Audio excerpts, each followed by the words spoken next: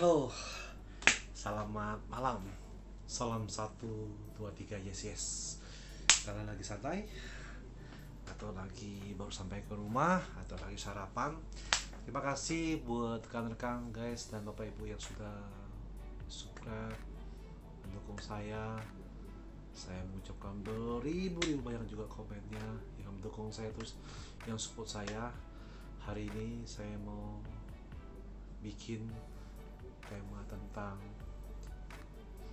bagaimana kita sebagai sales itu, orang kerja, memiliki mata, telinga, mulut, dan hati. Mata, telinga, mulut, dan hati. Kenapa saya berbicara seperti ini? Kadang-kadang kita bekerja tuh jangan berbicara jual terus ya, tapi kita bicara bagaimana kita melihat satu wilayah yang kita kunjungi atau toko yang saya bicara memiliki potensial. Makanya saya bilang melihat mata, mulut, telinga, dan hati memiliki potensial untuk kita kembangkan dari toko retail kita support menjadi toko bisa grosiran atau kanvas. Memang itu butuh proses. Saya pernah alami ketika saya tidak memiliki atau hopeless, atau saya tidak menyerah, saya hampir menyerah karena tidak ada mau main produk saya tentunya di dunia handphone di pusat kota provinsi daerah Sulawesi. Dan saya memiliki planning seperti biasa. Saya rencana dari kota provinsi ke tempat itu hampir 3,5 jam.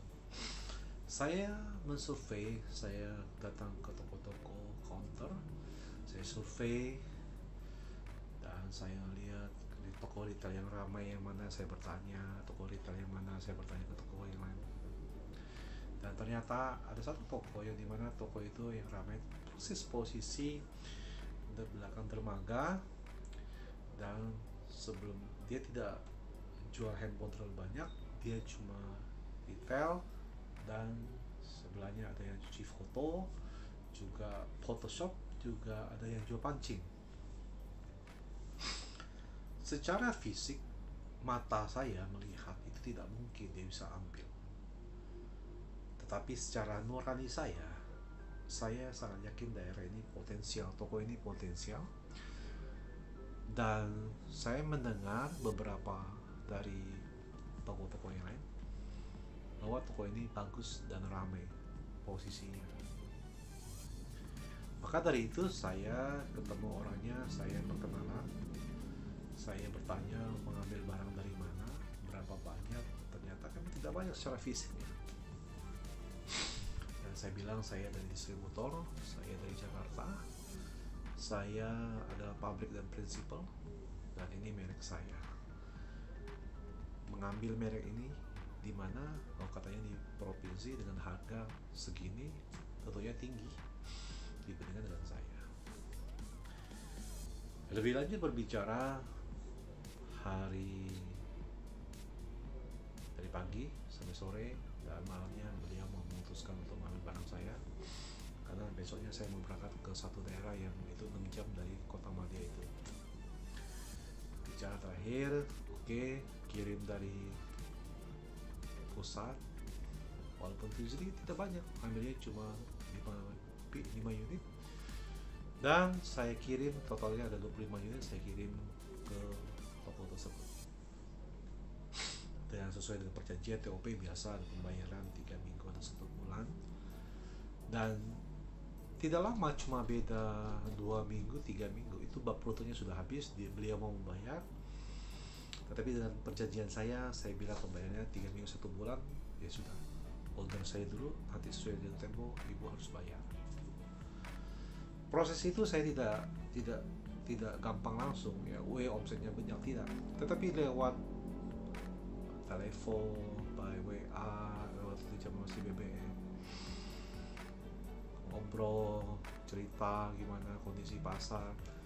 Tetapi kita sebagai sales juga kita harus mengarahkan mereka, memfollow up, bertukar pikiran. Ketika kamu ambil barang saya mungkin 30 atau 50, tolong kamu sisa jual retail mungkin 25 ini, kalau ada yang mau ambil, ada yang mau share, grosiran kamu bisa ambil. Jadi saya bertukar pikiran ya, atau mungkin suatu saat ada yang mau datang mengambil barang, mendingan di exchange. Jadi 25 itu tetap ada, sisanya itu buat exchange. 25 ini bisa buat retail, bisa buat tukar barang yang rusak buat ditukar, dan juga kalau ada bermasalah bisa diganti buat user, pembeli, pelanggan. Dan waktu berjalan ketika cerita tukar pikiran, mereka juga ternyata itu membawa barang kanvas ke luar kota. Dan makanya saya bilang seperti ini, sebagai seorang pekerja, kita bicara, kita harus melihat mata, telinga, mulut, dan hati. Karena dari situ kita mau bisa menilai karakter toko ini seperti apa. Ketika multi, kita bisa kasih masukan strategi pemasaran penjualan seperti apa, dan kita banyak mendengar dari komplainan dari toko, mendengar dia mau cerita apa, dan kita mau melihat potensi toko ini kan bisa mendistribusikan dan bisa besar toko ini. Tidak lama itu, hampir 6 bulan atau 1 tahun itu sudah kelihatan hasilnya. Dan tentunya dari manajemen mensupport suatu spanduk, dan kami bikin acara event sebelum lebaran.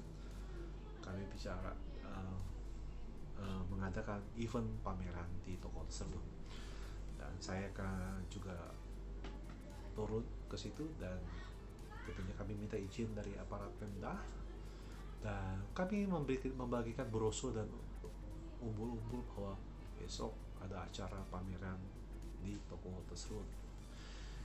Dan ternyata itu berbagi kasat mata orang bahwa itu tidak mungkin, tapi ternyata apa yang saya kerjakan tentunya disupport sama manajemen, dan itu ternyata berhasil. Banyak pelanggan, orang yang datang, dan mereka melihat handphone ini murah, dan melihat fungsinya juga bisa untuk berkomunikasi. Tentunya itu murah, dan fitur-fiturnya itu lengkap semuanya. Dan ketika ada bermasalah, bisa datang ke toko ini sebagai service center.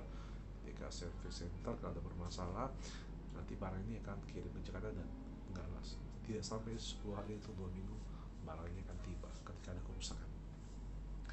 Hal itu kami jelaskan kepada manajemen, kepada pelanggan, dan itu membawa suatu perubahan. Yang dulu wilayah itu mahal handphonenya, secara langsung prinsipal distributor datang ke tempat suatu wilayah itu di kota Mania, dan itu ternyata permintaan besar, dan pemilik tokonya merasa apa yang kami lakukan, tentunya merek kami lakukan atau secara prinsip distributor itu ternyata bermanfaat.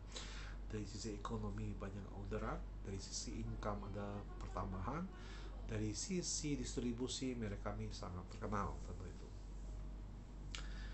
kebanggaan sebagai seorang pekerja, seorang sales adalah dimana kita bisa memberikan kontribusi pada satu daerah provinsi kota Madiun itu, dan kita bisa mengembangkan bisnis pemilik toko tersebut lewat dengan cerita perkataan kita, sharing, ngobrol, adu strategi, tukar pikiran, juga mendengar keluh kesah, masukan dari beliau sebagai pemilik toko, dan kita melihat potensi-potensi yang ada sekitar daerah, tentunya ada Kota Madiun, ada kabupaten sekitarnya, dan juga kita berbicara, kita ada rasa syukur bahwa pemilik toko telah membantu memasarkan produk kita lewat distribusi. Makanya ketika kami mengadakan pameran lebaran, ada rasa syukur yang saya pelajari dari pemilik toko, bahwa semua itu memang kalau sudah pada tepatnya rezeki diberikan kepada kita, bahwa mungkin bagi kita tidak sangka bahwa bisnisnya bisa besar, tapi ternyata sampai hari ini bisnisnya masih bisa berjalan, dan pemilik toko masih ada ngobrol, bertanya gimana, apa kabar, keadaannya, dan sampai hari ini bisnisnya masih lancar. Sebagai seorang sales, dari situ kita bisa melihat kekuatan seorang sales itu adalah mata, telinga, mulut, dan hati nurani. Di situ kalian bisa mengcombine, melihat prospek ke depan toko ini akan seperti apa ke depannya, dan apa yang harus kita kerjakan, berapa pesanannya, dan keadaan apapun kita bisa melihat dari hasil penjualan tersebut, dari hasil dia berbisnis, kita lihat kejujurannya, dari bisa kita lihat dari kerja kerasnya, dan dari situ tentunya kita kerja keras dari prinsipal distributor, dan tentunya mereka juga kerja keras, dan masukan kita dengan bertukar pikiran itu ternyata mereka lakukan pada toko. Dan itu yang membuat kebanggaan kita, tentunya saya sebagai seorang sales luar kota, bahwa terkadang kita terlalu monoton, jual. Tapi sesungguhnya dengan adanya masukan, kita bertukar pikiran di situlah, dan kita bagaimana strategi pemasaran yang bagus seperti ini kita ceritakan pada mereka toko. Itu adalah sesungguhnya hal yang terpenting, bukan mereka mengorder saja atau harus menjual produk kita, tidak, atau juga mereka mendapat keuntungan, tidak, tapi bagaimana ketika mereka order, pesan barang kita, bahwa barang itu laku di pasaran dan merek kita terkenal di pasaran, dan selama ini tentunya sebelumnya merek ini terkenal, ternyata merek kita bisa mengambil market daerah tersebut. Apa yang saya dapat ini adalah suatu pelajaran bahwa kita sebagai sales tidak hanya bertukar pikiran di situ-situ saja. Ilmu kita sebagai sales berarti menjual menjadi dapat komisi, tidak, tetapi kita harus banyak membaca buku-buku bagaimana kita melayani para pelanggan kita, karena kita sebagai sales adalah dutanya perusahaan. Ketika dutanya perusahaan adalah bagus, berarti produk kita bagus, dan mereka melihat janji dan perkataan kita di situ. Mereka melihat bahwa kita adalah dutanya suatu perusahaan, dan mereka melihat kita bahwa karakter seorang sales itu bukan menjual, tetapi men-follow up, maintain, memelihara, melayani, dan menjadi sahabat para pemain. Itu saja teman-teman hari ini tentang kita berbicara tentang bagaimana sebagai sales kita bisa melihat, mendengar, juga berkata, juga dengan hati nurani melihat suatu daerah yang potensial dengan memiliki kekuatan yang dahsyat sebagai sales. Terima kasih, jangan lupa subscribe, dukung saya terus, dan terima kasih yang sudah menonton, yang sedang menonton. Saya mengucapkan terima kasih atas dukungannya. Mohon dukung terus 1000 subscriber dan 4000 jam tayang. Kiranya ini bermanfaat apa yang saya berikan. Salam 1, 2, 3. Yes. Selamat malam.